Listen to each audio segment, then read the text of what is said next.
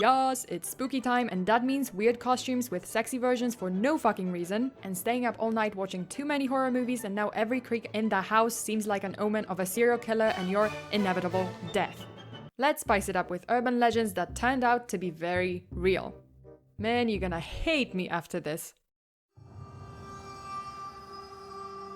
The Colchester Overpass near Clifton, Virginia, have gained fame for a terrifying legend surrounding it.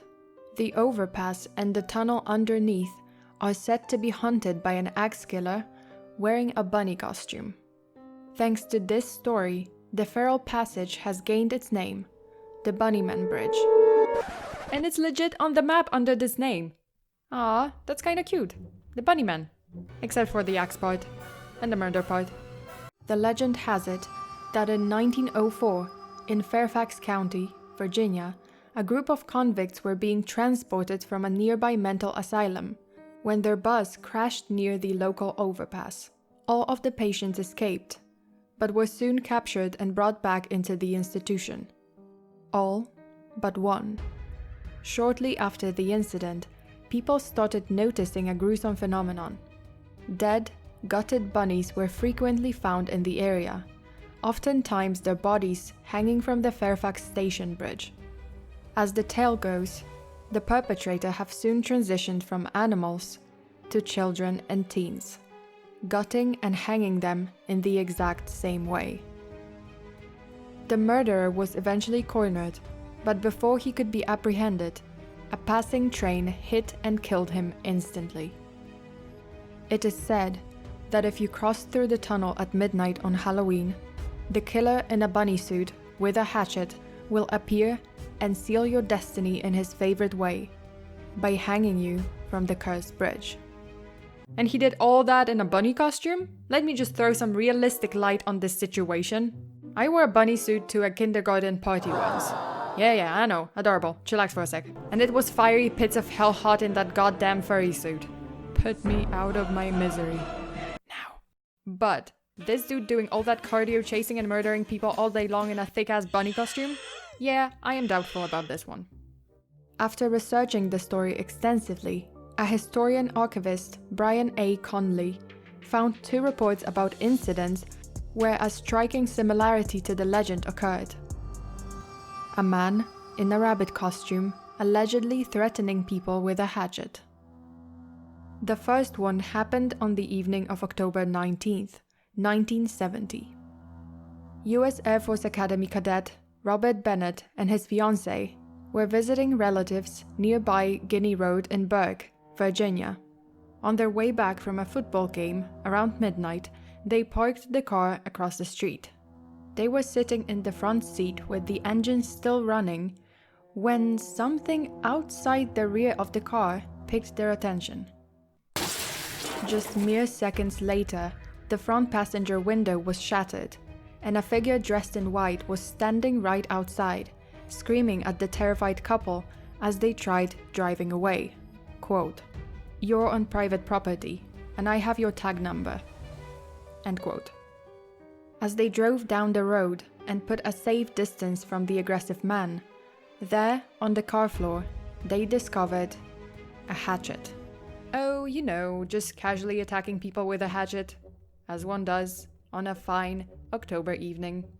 Also, Bennett was insistent that the guy who attacked them was wearing a white bunny costume, but his fiancée was like, "Bitch, what are you talking about? He had a white caparot." "Bitch, I know what I saw." I remember thinking, I'm about to beat this bitch up. The second report comes from October 29th, 1970. A construction guard, Paul Phillips, noticed a man standing on the porch of an unfinished house, located in Kings Park West on Guinea Road. Phillips described the man to be around 20 years old, 5'7", weighing about 79 kilograms. One notable thing was the man's attire. He wore a black, white and grey bunny costume, and was holding a long-handled axe. "Oh, that ain't looking good for you, Paul. Aboard this ship while you can, my dude." The man started chopping at a porch post and said, quote, "You are trespassing. If you come any closer, I'll chop off your head." End quote.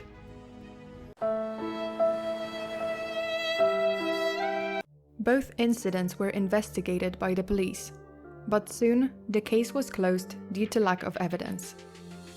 The Bunnymen legend, however, still remains alive, with multiple reports about the terrifying encounters around the cursed overpass. The Tale of Cropsey, a boogeyman haunting the woods of Staten Island in New York City, is an urban legend that terrorized the local children for decades. Cropsey, rumored to be a homicidal mental asylum escapee, with a hook replacing his hand, as the story goes, was said to be targeting children, and whoever he caught was dragged deep into the tunnels underneath the abandoned Seaview Hospital, a former tuberculosis sanitarium.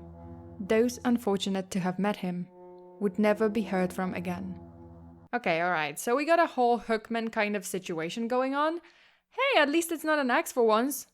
One variation of the legend gives Cropsey an actual identity. George Cropsey was once a respectable man, until he fell a victim to a scout's cruel prank that left him with a disfigured face. To get revenge, enraged Cropsey started killing off the summer campers with an axe. Scratch my previous appreciation of his weapon of choice. The urban legend of Cropsey was just that, a legend. But soon, people's worst nightmares would come to life. In the 1980s, the terrifying tale took a form of an actual homicidal maniac that hunted children of Staten Island. Cropsey now had a name: Andre Rand. Willowbrook State School on Staten Island, where Andre Rand was a janitor, was alone a place that horrified children and adults alike. The institution was meant for educating children with intellectual disabilities, but soon was exposed as a living hell for the students. Aren't schools in general a living hell? Corporal punishment, sexual abuse, and unsanitary conditions due to overcrowding were only a drop in the ocean for this so-called school. The most gruesome practice also involved unethical medical experiments on children. For instance, injecting healthy students with a hepatitis virus for the sake of research, resulting in many of the kids falling severely ill. Someone actually exposed them to the public in 1972. But you know when those motherfuckers closed the school? Let me give you a sec. 15 goddamn years!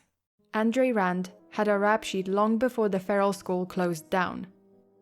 During his time as a janitor, he ended up tied to multiple crimes against children. In 1969, he served 16 months in prison for an attempted sexual assault of a 9-year-old child. The police also considered him the main suspect in multiple child disappearance cases between 1972 and 1984, although they ended up not having enough physical evidence to charge him.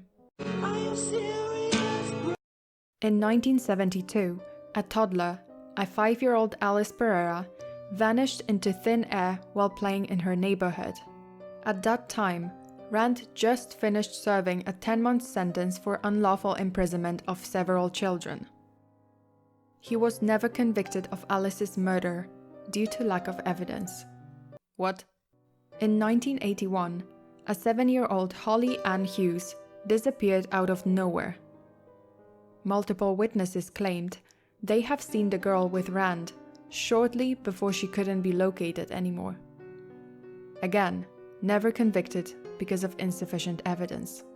1983, 11-year-old Tacy Jackson, and in 1984, a 22-year-old mentally disabled Henry Gafforio. The latter was last seen with Rand on the same day at a diner.